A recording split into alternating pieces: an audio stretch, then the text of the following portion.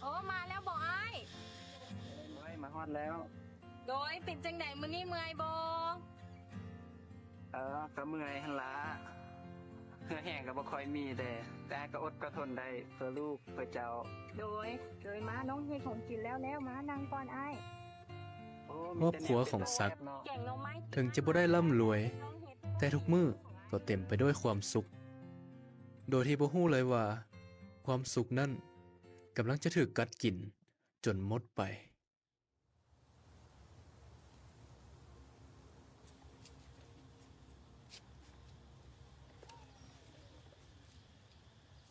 เมียเอ้ยเมื่อวานนี้ไอ้ใจได้มาฝากเครื่องนำเมียฮู้บ่ว่าวางไว้บ่อนได้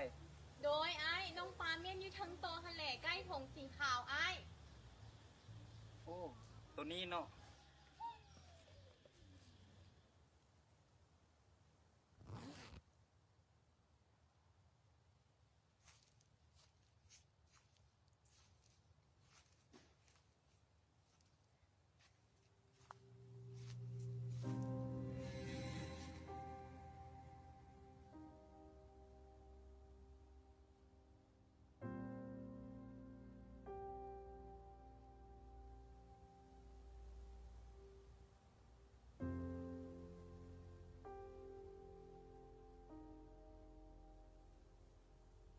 ซัก ทั้งเมื่อยและบ่มีแหงที่จะเฮ็ดสวน แต่อยู่ต่อหน้าเราก็มีสิ่งที่จะช่วยเราได้ ถึงเราจะฮู้ว่ามันผิด แต่ที่ผ่านมาเราเฮ็ดเวียกเมื่อยหลายและสุขภาพบ่ดี เราจึงยอมเลือก เพราะมันเป็นสิ่งเดียวที่จะเฮ็ดให้เรามีเหือแหงมาหาเลี้ยงครอบครัว โดยที่บ่ฮู้เลยว่า สิ่งที่เราเลือก จะเป็นสิ่งที่เฮ็ดให้มาถึงจุดจบของคำว่า ครอบครัว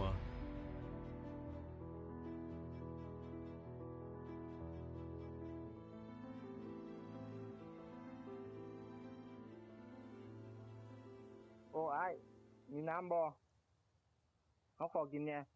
โอ้ตัวแม่นยังผมมาจับจักรจันทร์อาการฮ้อนก็ฮ้อนน้ำอยู่นี่มากินรถ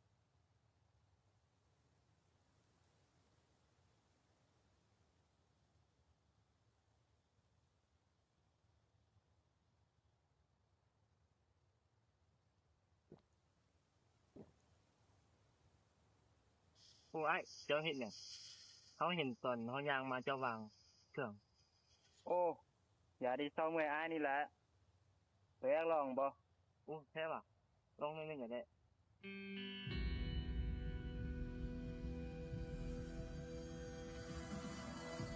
โอ้ขับให้อ้ายแห้งดีโอ้อ้ายไม่ให้อย่างนี้นี่อ้ายมาขุดเพื่อนมันต้นปลูกจะมันต้นเหรอปีนี้ราคามันต้นตกได้เจ้าไปเห็นอื่นเพิ่มบอกโอ้อ้ายก็อยากเห็นหลายอย่างอยู่ปลูกมันต้นแดปลูกตะลี่แดปลูกทั่วดินแดประเทศหน้านี่เดปีนี้ห้าให้งานมาสวยยากตัวเขาเหียนเดินได้โอ้เขาหาไปจบหมดเจ็ดปีนี้ว่าอยู่ที่เสียงเข้ามหาลัยโอ้เอาแบบนี้ซะตัวมาสวยเวียกไอ้ทรงผักแรงนี่ถ้าให้มือละ300,000พร้อมยานี่อีก1 เม็ดอู้แท้ว่าไอ้ยาเม็ดนึงเงาะได้ หลายมื้อหลายวันผ่านไป สักซ้ายที่ห่าวหัน เป็นหัวจักรลักแหล่งของครอบครัวกลับกลายมาเป็น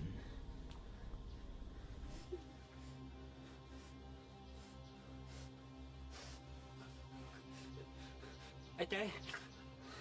น้องอยากได้ตื้มไอ้ใจ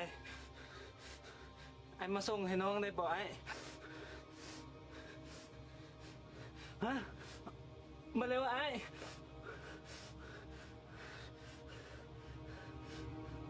น้องอยากได้ไอ้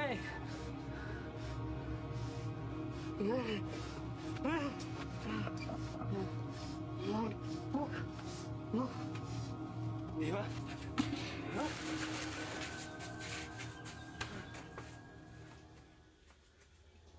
โอ้ยแต่ละมื้อกี้อ่ะก็มา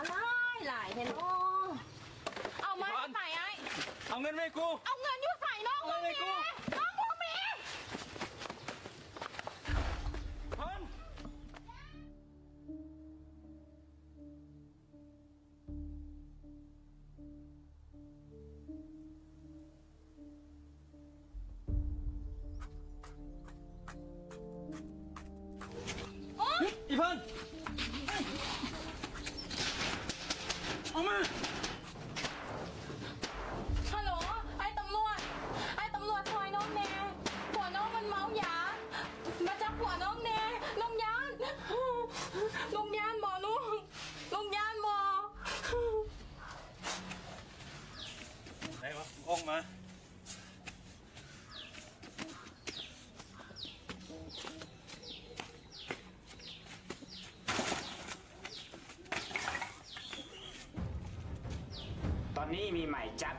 าใจ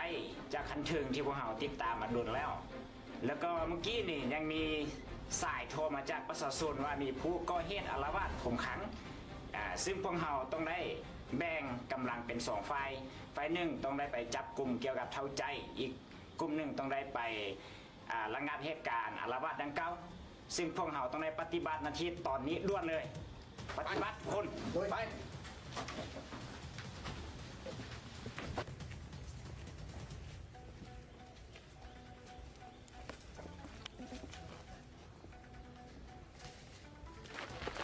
เดี๋ยวน้องสายใจเย็นวางมีดลงก่อนวางมีดลงก่อนผมมึงอย่ามายุ่งไปเอาเงินไปกู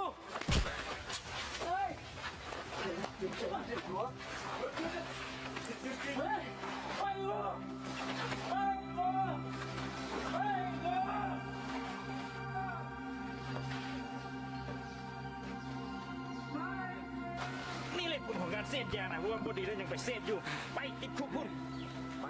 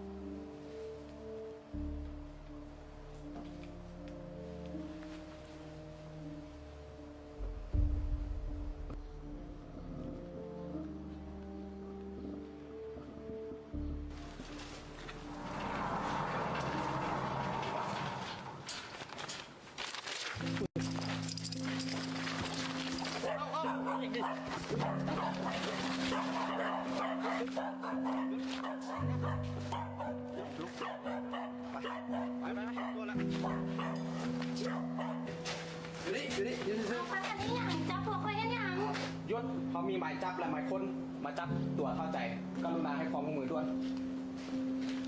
ไปคอยบริให้อย่างพี่เด้อยู่ซื่อๆอยู่ซื่อๆก่อน จับคอยให้อย่าง อยู่ซื่อๆก่อนอยู่ซื่อๆก่อนพบของกลางแล้ว นี่เด้ของกลางใส่จะมาบริเหตุผิดเด็กน้อยเสียหายกันคุณกับย้อมเจ้านี่แหละ ไอ้ใจเจ้าก็เห็นแนวนี้เจ้าฮูบอลูกซ้ายเจ้าก็ติดยาเนี่ยฮันมันเป็นยาที่เจ้าขายนี่เนาะ แจ็คคันไหน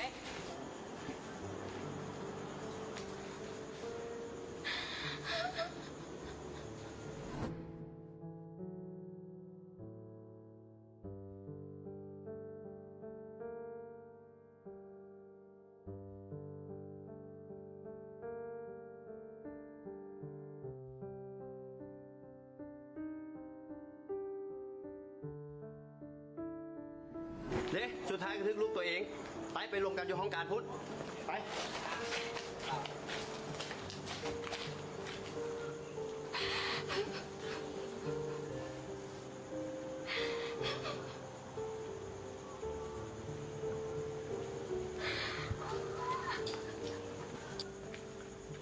สำหรับกรณีลูกชายเจ้าเขาสิเอาเบอร์ศูนย์บำบัดให้ติดต่อหาเขาเจ้าสิมาช่วยเหลือ